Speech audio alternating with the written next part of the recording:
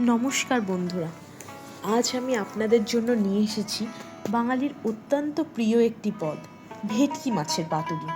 কলা পাতার সুগন্ধ আর সর্ষে পোস্তর ঝাঁঝালো স্বাদে এই রান্নাটি কিন্তু এক কথায় অতুলনীয়।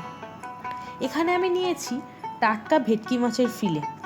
মাছগুলোতে নুন, লেবুর রস আর সামান্য আদা কুচি দিয়ে ভালোভাবে মাখিয়ে রেখে দেব কিছুক্ষণ।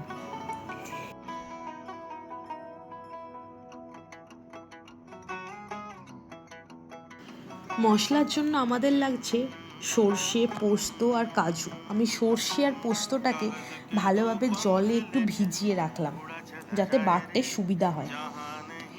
এবার সব মশলাগুলিকে শিলে বেটে নেব যাতে খুব ভালোভাবে পেস্ট হয়। আর এর সঙ্গে নেব কিছুটা টক দই। আমি ভালোভাবে শিলে এগুলোকে বেটে নিচ্ছি, নিলে বুঝতে পারবেন সব মশলা আমাদের রেডি হয়ে গেছে। আর এই টক দইটা দেখুন কতটা গাঢ়,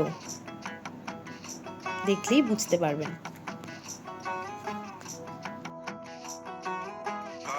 এবার একটা বাটিতে মাছগুলোকে নিয়ে নিচ্ছি। মাছগুলোকে মশলার সাথে খুব ভালো করে ম্যারিনেট করে নেব।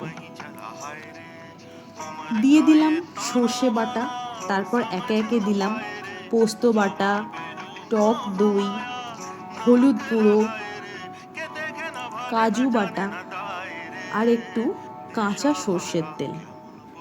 খুব ভালো করে ম্যারিনেট করে অন্তত 20 থেকে 25 মিনিট রেখে দিতে হবে। তাহলে মশলাগুলো বেশ ভালোভাবে মাছের সঙ্গে লেগে থাকবে এবং খেতে খুব ভালো হবে, স্বাদটা খুব ভালো হবে।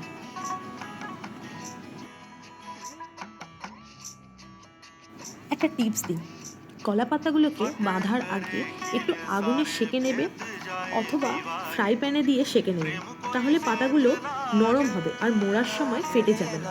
আমি এখানে পাতাগুলোকে আগুনে সেঁকে নিলাম না, যেহেতু ফ্রাই প্যান ছিল তাতেই একটু সেঁকে নিলাম,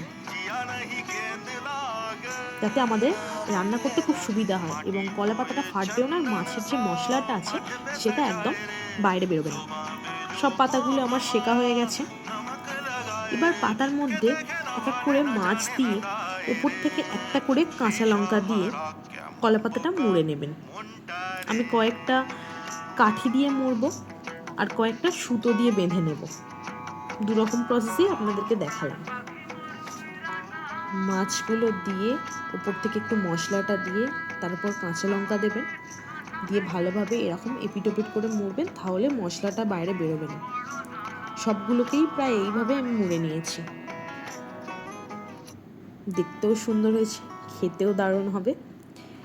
এবার আপনারা পাতুরিগুলোকে ভাপিয়েও করতে পারেন অথবা ভেজে নিতে পারেন। সব পাতুরিগুলো এখানে আমার মোড়া রেডি হয়ে গেছে।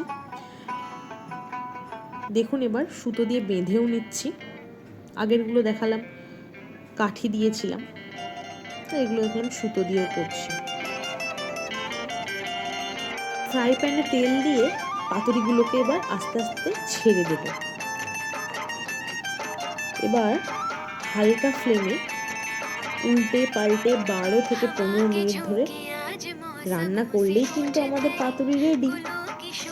আর ভাজার সময় দেখবেন পাতুরিগুলো না একটু ফুলে যাচ্ছে, ভিতর থেকে ভাপটা বেরোচ্ছে, দেখবেন ফুলে যাচ্ছে।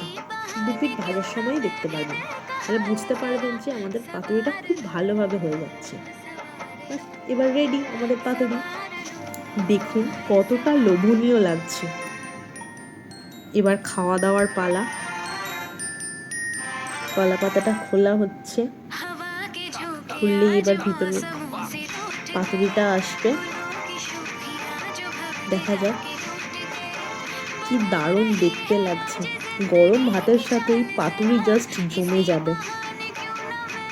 দেখুন কতটা নরম হয়েছে পাতুরিটা, একদম পারফেক্টভাবে কুক হয়েছে, একদম মাখনের মতো নরম হয়েছে পাতুরিটা। তো আজকে আপনাদের সঙ্গে পাতুরির রেসিপিটা শেয়ার করলাম।